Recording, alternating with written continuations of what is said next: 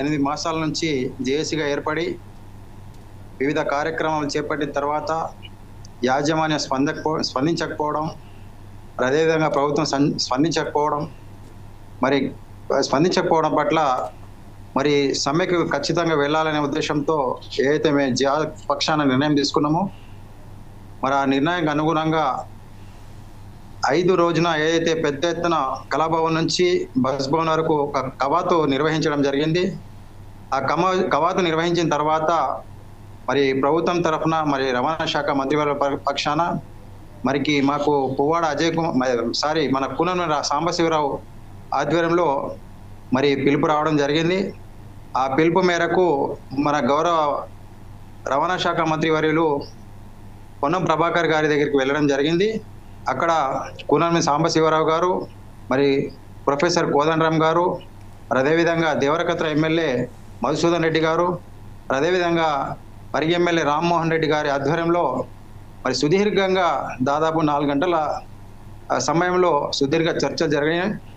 ఆ చర్చల్లో మరి కార్మికులు ఎదుర్కొంటున్న సమస్యలు పట్ల మరి జేఏసీ పక్షాన వారికి గౌరవ రవాణా శాఖ మంత్రి వారిలకు మరి వివరించడం జరిగింది. అక్కడ చాలా అంశాలు ప్రస్తావనకు వచ్చినాయి. మరి కాంగ్రెస్ ప్రభుత్వం వచ్చిన తర్వాత మరి బీఆర్ఎస్ ప్రభుత్వం ఏదైతే కార్మికులకు మరి ఏదైతే మన దగా చేసిందో మరి కాకుండా మరి కాంగ్రెస్ ప్రభుత్వానికి మరి ఆర్టీసీ కార్మికులు 100కి 100 రూపాయలు మరి మద్దతుగా ఇచ్చి మా ప్రభుత్వం ప్రజాప్రభుత్వం అనేటువంటి ఉద్దేశంతో మీరు ఏదైతే చెప్తా ఉన్నారో దాంట్లో కార్మికుల పాత్ర అనేటువంటిది కూడా మరి ఆర్టీసీ కార్మికుల పాత్ర చాలా ఉందనేటువంటిది కూడా తెలియడం జరిగింది. మరి ఈ ప్రజాప్రభుత్వం ఉన్న సందర్భంలో మరి ఆర్టీసీ కార్మికులు ఇంత పని ఒత్తిడికి, ఇంత హరాస్మెంట్లకు, మరి ఈ ఆర్థికపరమైన అంశాలకు మరి నోచుకోవడం లేదు. కాబట్టి తక్షణమే మేము న్యాయపరమైన డిమాండ్ పెట్టాం. ఆ డిమాండ్ పరిష్కరించాలనే ఉద్దేశంతో మేమైతే వారికి చెప్పడం జరిగింది. మరి ప్రభుత్వం ఏదైతే మేనిఫెస్టోలో పెట్టిన విధంగా కాంగ్రెస్ ప్రభుత్వం ఎన్నికల కంటే ముందు మేనిఫెస్టోలో ఏదైతే పెట్టిందో ఆ అంశాలను ప్రముఖంగా ప్రస్తావించడం జరిగింది. ఎందుకంటే దాంట్లో ఆర్టీసీ ప్రభుత్వంలో విలీనం అనేటువంటిది కూడా మరి ప్రస్తావించాము. మరి ఈరోజు ఆర్థికమైనటువంటి పరిస్థితుల్లో మరి వాళ్ళు మాట్లాడారు. ఇలా మహాలక్ష్మి పథకం పెట్టిన తర్వాత ఏదైతే మరి ప్రభుత్వంలో విలీనం అనేటువంటిది ఏదైతే వారు రియంబర్స్మెంట్ ఇస్తా ఉన్నారో ఆ రియంబర్స్మెంట్ ఇస్తే సరిపోతుంది. మరి ప్రభుత్వం పైన ఆర్థిక భారం పడదు కాబట్టి ఖచ్చితంగా ఆర్టీసీ విలీనం చేయాలనేటువంటిది కూడా మరి చెప్పడం జరిగింది. అదేవిధంగా 21 సమస్యలు మరి వారి దృష్టికి తీసుకురాగా దాదాపుగా 18 సమస్యలు నా పరిధిలో ఉన్నాయి, నేను పరిష్కరిస్తాననేటువంటి హామీ ఇవ్వడం జరిగింది గౌరవ మంత్రివర్యులు. మరి అదేవిధంగా 3 సమస్యలు విలీనం అనేటువంటిది, అదేవిధంగా యూనియన్ అనేటువంటిది, అదే ఇంకోటి పిఆర్సీ 2021-25 అనేటువంటి పిఆర్సీ కూడా మరి అమలు చేయాలంటే ఈ 3 సమస్యలు మరి గౌరవ ముఖ్యమంత్రి వారి వాళ్ళ సమక్షంలో వారి దగ్గర మాట్లాడతాము.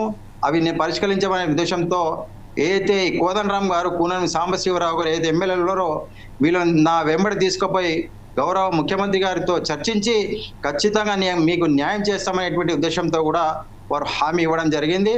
మరి ఈరోజు మరి ముఖ్యంగా మరి ఏదైతే ట్రేడ్ యూనియన్స్ అనేటువంటిది కూడా మరి గతంలో ముఖ్యమంత్రి వర్యులు మరి ఇంత పెద్ద 42,000 మంది కార్మికులు ఏదైతే ఉన్నారో మరి 42,000 కార్మికులు మరి పనిచేస్తున్న ఇంత పెద్ద సమస్యలో యూనియన్ ఉన్నప్పుడు నిజంగా మరి సరైనది కాదు, ఖచ్చితంగా యూనియన్ ఉండాల్సిందే అనేటువంటిది కూడా మరి వారు గుర్తు చేసిన అంశాన్ని కూడా మరి గౌరవ రవాణా శాఖ మంత్రి గారికి కూడా తెలియడం జరిగింది. కాబట్టి మరి వాళ్ళు సానుకూల స్పందించారు. స్పందించి సమస్యల పరిష్కారం కోసం మరి ఎందుకంటే ఆర్టీసీ కార్మికులు నిధులు నియామకాలైనటువంటి ఉద్దేశంతో ఏదైతే పోరాటం జరిగిందో తెలంగాణ పోరాటం, దాంట్లో ఆర్టీసీ కార్మికులు విరోచితంగా పోరాడింది కాబట్టి ఈరోజు తెలంగాణ సిద్ధించింది. నేను కూడా ఒక పోరాట యోధుడిని, విద్యార్థి సంఘాల నాయకత్వం వహించడాన్ని, మరి ఏదైతే తెలంగాణ పోరాటంలో ప్రత్యక్షంగా పాల్గొన్న ఎంపీగా కాబట్టి ఆర్టీసీ కార్మికుల సాధక బాధకాలు తెలుసు కాబట్టి నేను ఖచ్చితంగా ఆర్టీసీ కార్మికులు అన్యాయం చేయను, నన్ను నమ్మండి అనే ఉద్దేశంతో ఏవైతే హామీలు ఉన్నాయో ఖచ్చితంగా నెరవేరుస్తానేటువంటిది వాడు చెప్పడం జరిగింది. కాబట్టి మరి ఓకే మౌలానా గారు, మరొకసారి మీ వద్దకు వస్తానండి. ఈ విషయంపై ఇంకా అనేక